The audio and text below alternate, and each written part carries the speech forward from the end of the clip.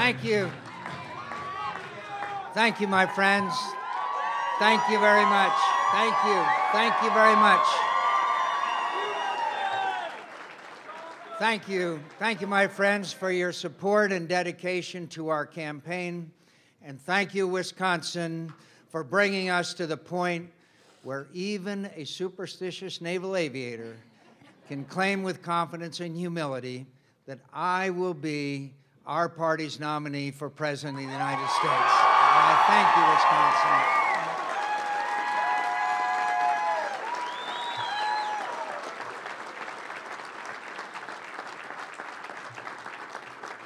I promise you, I will wage a campaign with determination, passion, and the right ideas for strengthening our country that prove worthy of the honor and responsibility you have given me. My friends, I again want to commend Governor Huckabee, who has shown impressive grit and passion himself, and whom, though he remains my opponent, I have come to admire very much. Governor Huckabee.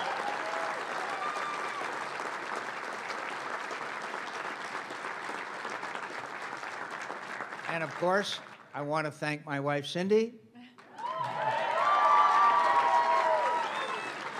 my daughter, Megan, and the rest of my family for their indispensable love and encouragement.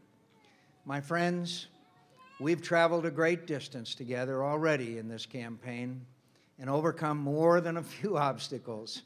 But as I said last week, now comes the hard part, and for America, the bigger decision. Will we make the right changes to restore the people's trust in their government and meet the great challenges of our time with wisdom and with faith in the values and ability of Americans, for whom no challenge is greater than their resolve, courage, and patriotism? Will we do that? Or will we heed appeals for change that ignore the lessons of history and lack confidence in the intelligence and ideals of free people? I will fight every moment of every day in this campaign to make sure Americans are not deceived by an eloquent but empty call for change that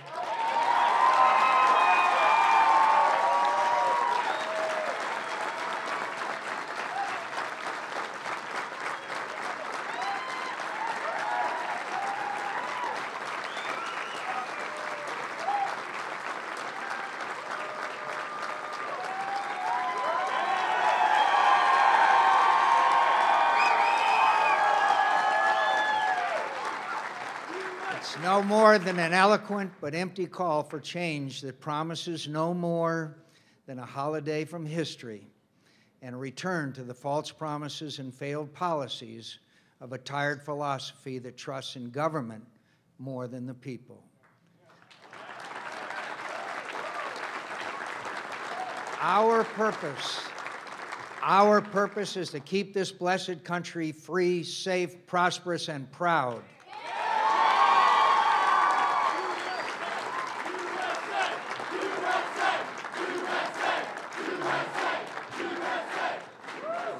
And the changes we offer to the institutions and policies of government will reflect and rely upon the strength, industry, aspirations, and decency of the people we serve. My friends, we live in a world of change, some of which holds great promise for us and all mankind, and some of which poses great peril.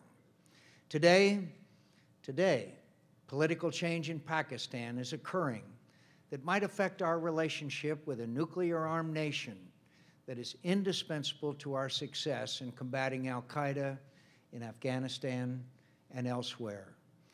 An old enemy of American interests and ideals is leaving the world stage, and we can glimpse the hope that freedom might someday come to the people of Cuba.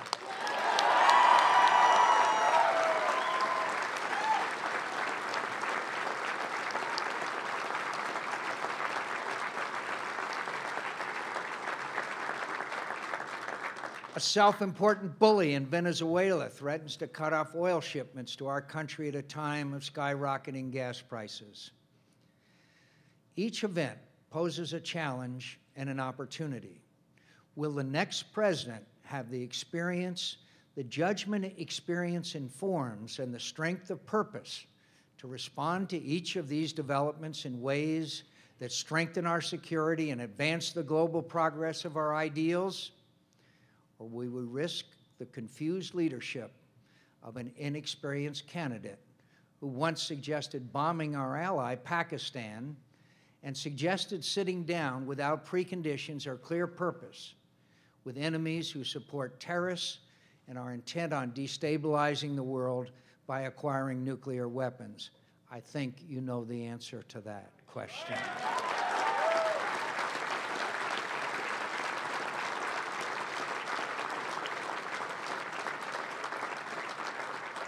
The most important obligation of the next president is to protect Americans from the threat posed by violent extremists who despise us and our values and modernity itself.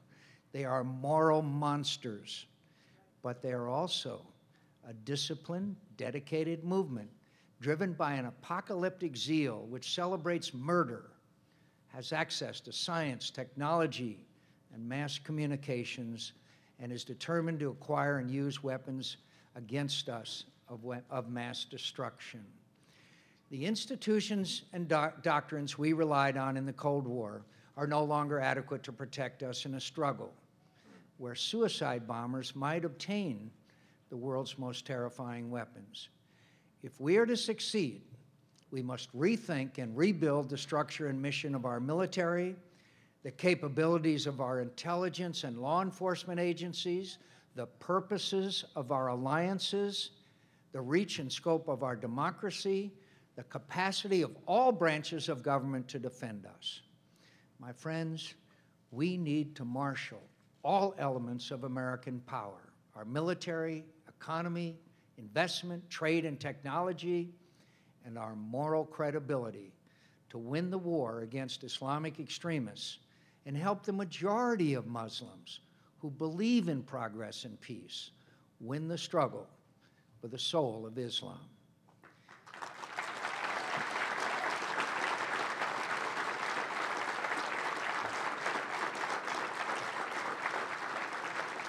No one knows better. No one knows better than here in Ohio and in the heartland of America the challenges and opportunities of the global economy that require us to change some old habits of our government as well. But we will fight for the right changes, changes that understand our strengths and rely on the common sense and values of the American people. My friends, we will campaign to balance the federal budget, not with smoke and mirrors, but by encouraging economic growth and preventing government from spending your money on things it shouldn't, to hold it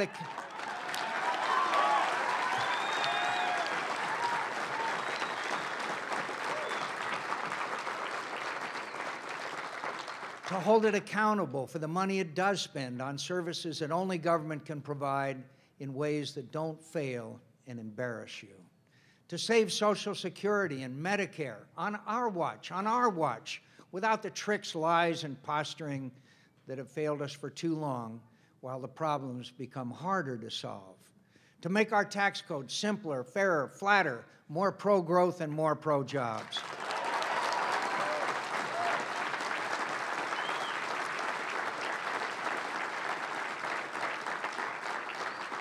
To reduce our dangerous dependence on foreign oil with an energy policy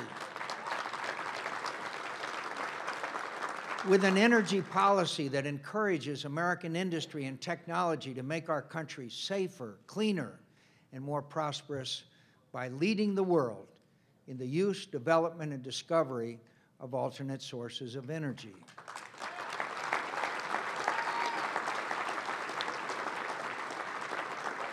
To open new markets to American goods and services, create more and better jobs for the American worker, and overhaul unemployment insurance and our redundant and outmoded programs for assisting workers who have lost a job that's not coming back, to find a job that won't go away.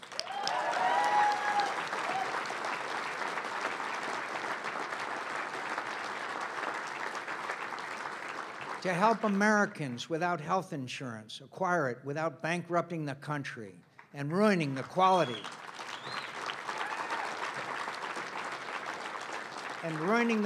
of American health care that is the envy of the world, to make our public schools more accountable to parents and better able to meet the critical responsibility they have to prepare our children for the challenges they'll face in the world they'll lead.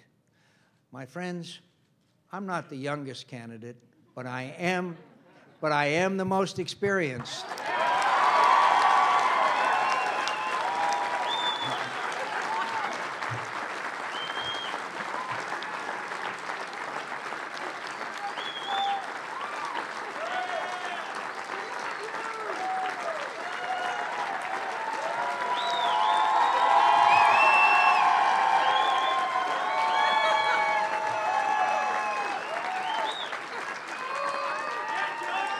My friends, I know what our military can do, what it can do better, and what it should not do.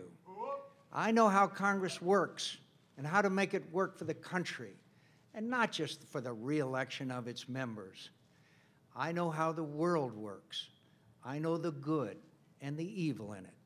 I know how to work with leaders who share our dreams of a freer, safer, and more prosperous world, and how to stand up to those who don't.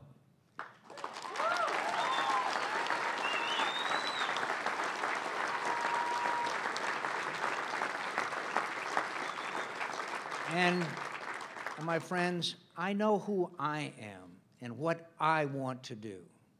My friends, I don't seek the office out of a sense of entitlement.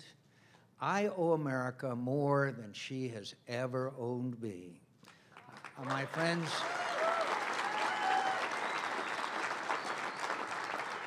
I've been an imperfect servant of my country for many years. I've never lived a day, in good times or bad, that I haven't been proud of the privilege.